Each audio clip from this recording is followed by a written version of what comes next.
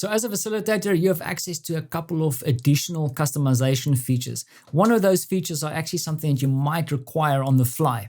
And I'm going to show you how that works in a second. So you'll see that here I'm still using one of the older kind of, I call them bordered canvases. So the canvas has a fixed size.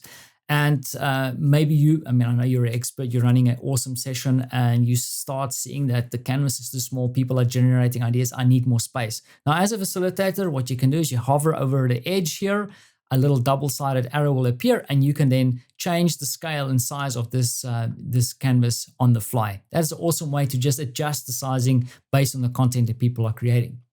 There's additional features that you have access to customize. And if I go to the top left corner here, you'll see a little drop down here arrow. Click on that and you'll see that there's an option here to change mural settings. I'm going to click on that. It'll open a new modal to you. And the first and easiest setting that you can change here is to rename the canvas. So you can change it to whatever name you want to as a facilitator.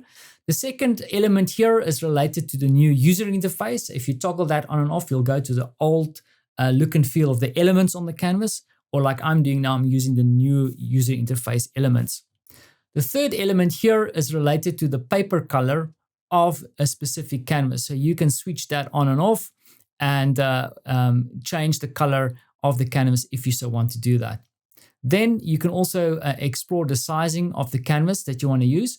For this example, I've used one of the custom size canvases. As you can see over here, I entered my own pixel sizes, so I have control of the canvas. Something else that's very popular that people are using at the moment is an actual infinite canvas that you can toggle over here. So then you don't have that no man's land anymore and people can just add content and the canvas will grow as you add content.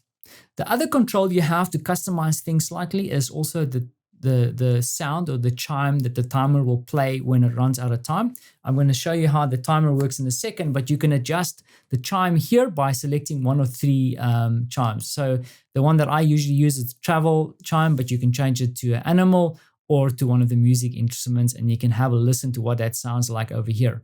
Remember that chime will play and be audible to everybody active in the canvas at that point in time. But we'll get to that with the timer. You also have the ability to adapt or change the icons for the visitors slightly. So you probably noticed earlier in one of the earlier videos, I showed you one of the visitors. That visitor came in with an animal icon. I can go and change that to either a music instruments or travel.